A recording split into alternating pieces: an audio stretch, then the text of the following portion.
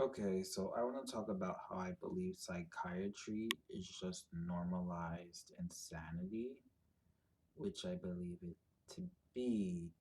Because when you look at psychiatry, there's this sort of consistent quality that you find in it, or these consistent qualities. One being is that it's just very uh, sort of overcomplicated, right? There's this sort of neurotic, over analytical quality to psychiatry. Sometimes it seems like people will approach life as if they see it through a microscope. Okay, just imagine if you had like microscopic vision, right? That could be useful in this very sort of narrow, shallow context. But if you just perpetually have microscopic vision, that's going to be an issue, right? You're going to miss a lot of things by almost perceiving them in these sort of, fragmented elements, right? These microscopic fragmented elements. And that's kind of how psychiatry operates. Okay, it's just this very um, fragmenting, like as if it's everything is dissolved into these sort of nanoparticles in a sense. Okay, where you get that sort of overcomplication, but also like how there's like 200,000 diagnoses and that type of thing. Psychiatry, which probably is related, kind of reminds me of the English language. Like the English language is like normalized insanity, right? The English language is practically nonsensical in that it's, and of course, in a very narrow space, a specific space, it really thrives. It has a lot of strengths, but then it sort of flounders outside of that, where, right, they talk about how there's so many contradictory rules in the English language. It's just a nonsensical language, okay? There's like 10,000 rules, but none of them are consistent. Half of them contradict each other. There's way too many homonyms. And I know how some people perceive like, when you try to critique the English language, people are like, you're just dumb. No, it's across people who don't have that sort of blind spot for it, right? This sort of sentimental connection to it from all walks of life ways talk about how it's just a nonsensical language. It's the same thing with psychiatry. It's just a nonsensical concept, but it's presented and framed and packaged as if it's almost superior when it isn't. Okay. And then another thing that's connected with that, there's this other quality of psychiatry where it's just so, there's this avoidance, this distancing that happens in psychiatry. What I mean is, take a look at the term PTSD. Okay, there's that overcomplication, but there's this distancing effect where psychiatry is almost obsessed with effects. It really runs away from the cause of things. Because if you look at PTSD is just anxiety. It's just severe anxiety. Why did you have to make up this whole other term, right? And that happens a lot in psychiatry. First of all, it's like psychiatry sort of breaks things down into all these tiny little cogs, but then it takes this cog and says, this isolated fragment, when it works in tandem with all these different things, like psychiatry just approaches this like we are these robots made of all these different cogs, and you can like take a cog. When we're just organisms, it doesn't work like that. they work in tandem and synergy with so many other things. It's just not a healthy approach. But PTSD, you can just say anxiety. We didn't have to say PTSD. It's just severe anxiety. And then that's even kind of like almost over analytical in the sense that it's why is someone anxious? It's they're traumatized on some level. I guess you could say like there's some emotional or psychic trauma there if you wanted to be specific, but that's as specific as you should be. It's trauma. You see how we kind of like ran away from the cause, and I feel like that is has something to do with this sort of reduction and limiting of health, where it's like it just seems like things have been reduced to almost this very logical, mathematical approach, where it's almost like trauma involves too much, abstract sort of things like emotions. And since that's sort of not like where it just seems like these hyperlogical types have monopolized all of these arenas and fields when they shouldn't be. So everything's sort of reduced into this hyperlogical, almost mathematical take, right? It's like people don't want to, and emotions are just this unfamiliar territory. It's not their strength. So things are reduced to this very materialistic, logical, hyperlogical approach when that's not what we are and how we work. Okay, it's like, and it's everything. You can also see like it seems like hyperlogical types have monopolized the media instead of, right? These hyperlogical types, a lot of you don't have like high and creative intelligence. Like there's people with high hyper creative types who are being like blocked out of the media, entertainment creation, which is why we're getting all these formulaic TV shows. But they even monopolize this, our personal health. Okay, and I feel like that's the reason why they do it. But then there's those other effects of it. It's like it becomes effect obsessed. All these terms always there's not just an effect, it's like this containment. Sometimes people will say these things where it almost locks them into, like when you're saying PTSD, you're kind of locking yourself into that state. Okay, and then you're obsessing about the effect so much that you almost forget about the cause. It's just trauma. So how can we resolve that trauma? Okay, but then that's another thing with psychiatry where it's almost, I don't know how you would describe it, but as an example, look at gazelles. If you notice, gazelles don't have like this severe anxiety. They don't have PTSD. I'm sure it can happen, but generally speaking, they're just chilling, eating. There's no like twitching, this or that. Even though earlier they got chased by a lion, right? Why is that? It's because they're constantly expressing their emotions. Okay. Basically, a lot of our issues are just basically stems from unexpressed emotions, which psychiatry sort of totally is remote from. Okay.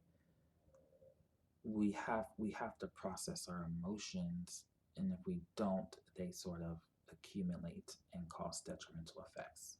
Okay, that's why gazelles don't have anxiety and PTSD. They feel it, while we repress and hide and cloak our various emotions. They express their fear, so it's kind of worked out of their system. And that's the same thing for everything else. Depression is just repressed sadness. Mania is just repressed joy. Okay? Anxiety is just repressed fear or being scared. Okay. I don't know if there's some type of technical terms, but anger, outbursts, anger issues, repressed anger. Because that's another thing. It's like psychiatry has reduced emotions to like brain neurons firing because that's the only way they can sort of engage it. But that doesn't even make sense because it's like, look at anger. Have you ever seen someone hold in their anger? They're using willpower and physical strength to hold it in. So, what are they holding in? They're not holding in brain neurons firing. Okay? Emotions are a tangible, effective force. Otherwise, what are they holding in?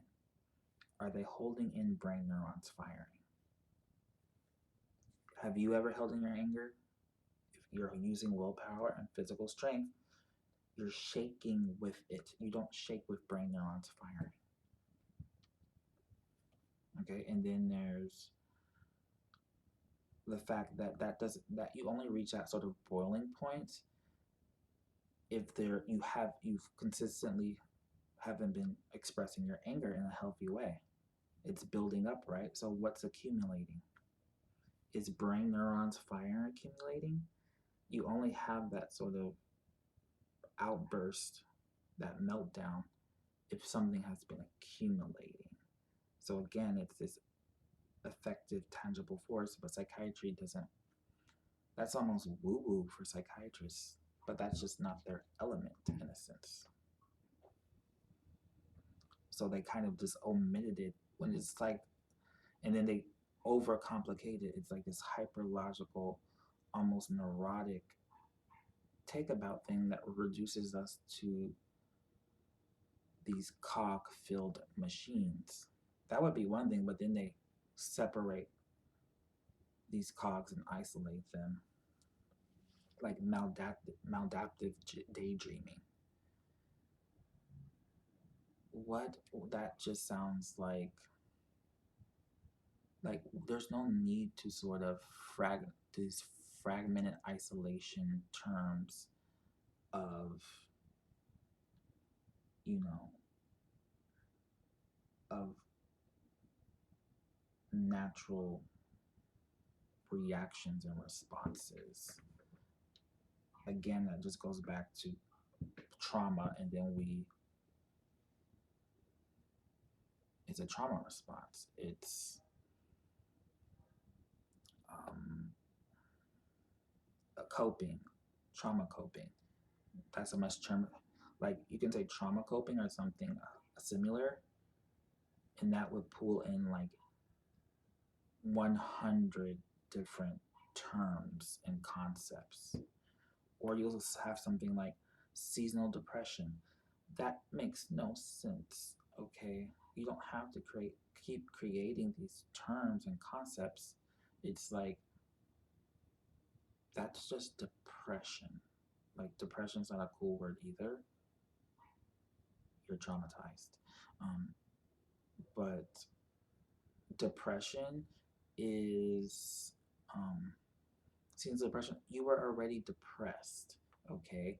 It's just these different activities and seasons were masking it.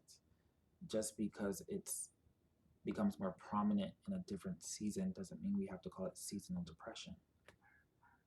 You that means that you were most likely already depressed, and you know because sunlight, yes, it has an effect, but it was just masking your depression. You were busy doing all these other activities.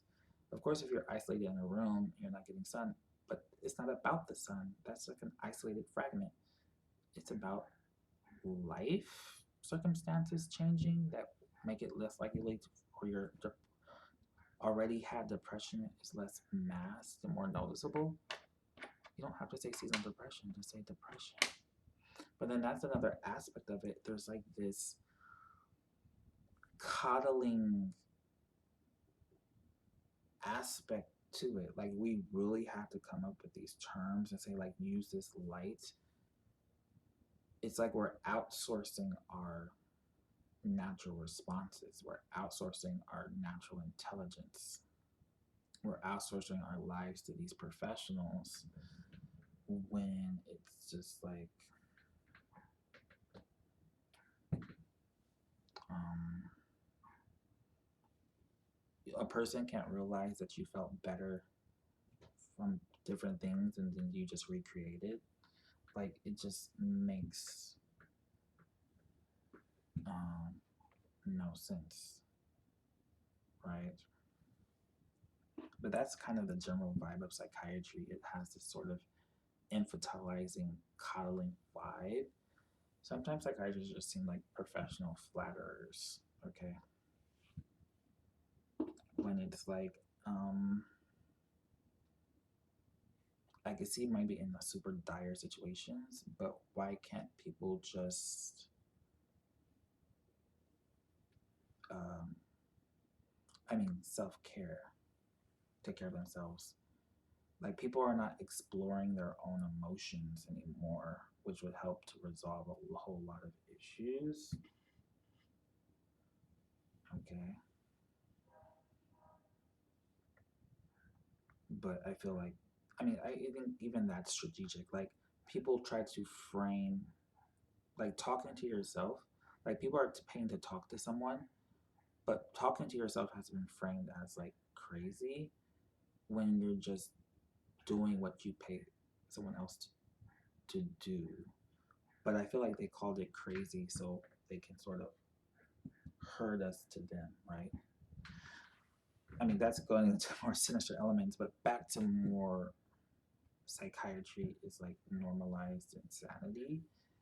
Like those are the things that sort of, highlight that. But yeah, I do believe psychiatry is normalized society, especially if you look at some of these people, like these deities or idols of psychiatry, like Freud.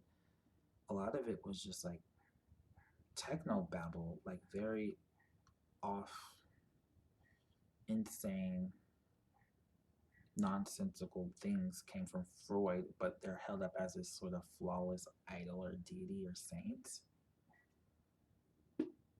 But that's what a lot of psychiatry pushes. And then the last kind of aspect of that is like, how did this, first of all, it's a new concept. It's basically experimental. We've been around, what, for like 200,000 years? How long has psychiatry existed? I know it sort of has roots in all these different concepts and philosophies and that type of thing, but modern psychiatry, we're basically guinea pigs. So, how did this sort of experimental concept, singular experimental, become so ingrained in our society?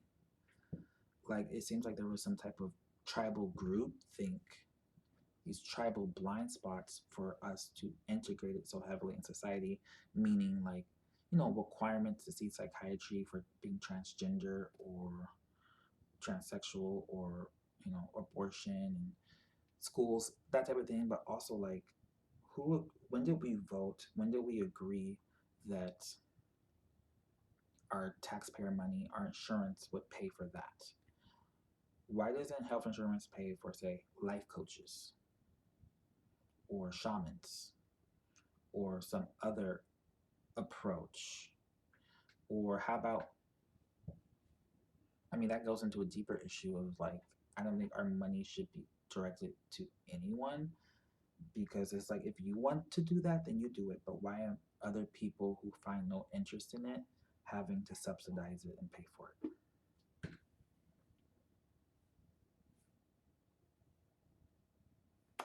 Okay, because it's just one way. It's just one approach.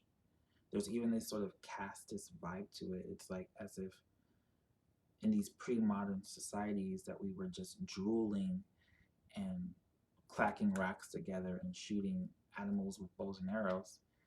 We had cultures and civilizations and technologies and tools and healthcare. Okay.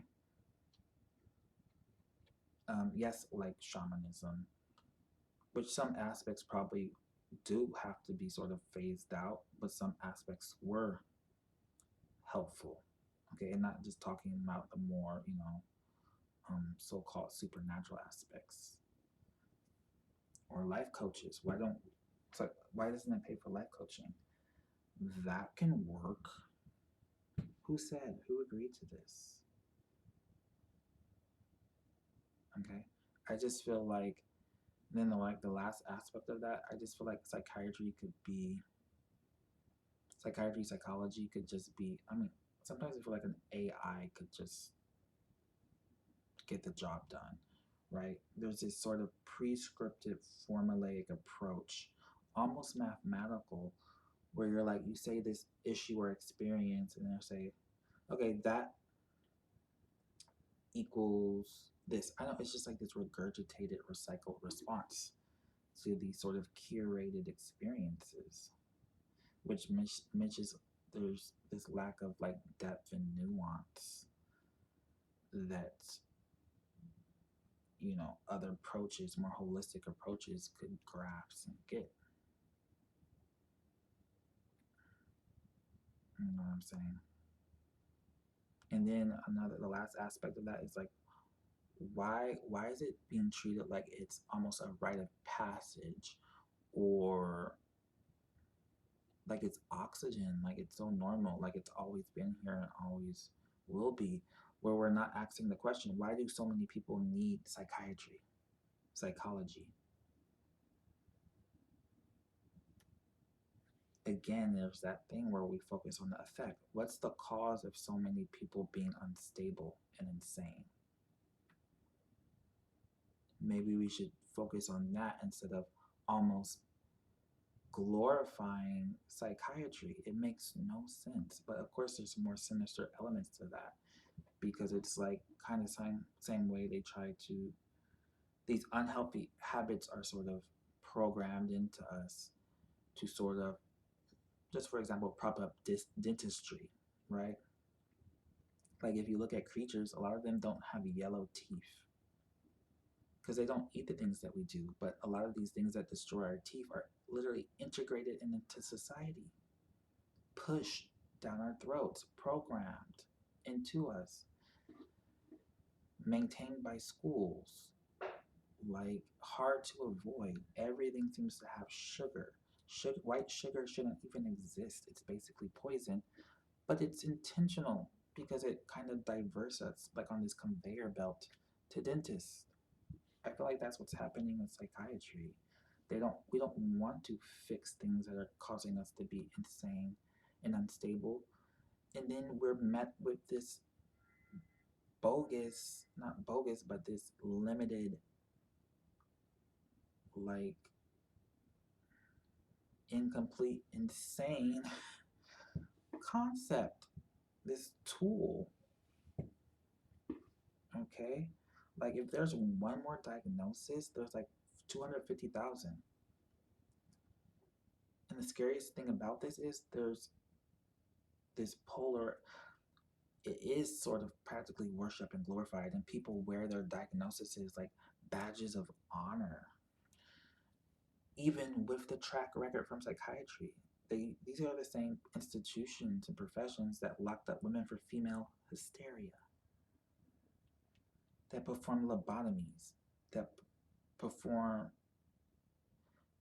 did shock therapy on gay identified people, who did all sorts of inhumane experiments. Huh? That's another thing too. It's influence, it's propaganda. It's not a coincidence that there's so many shows about cops and psychiatrists and psychologists and medical professionals. It's propaganda. It's normalized.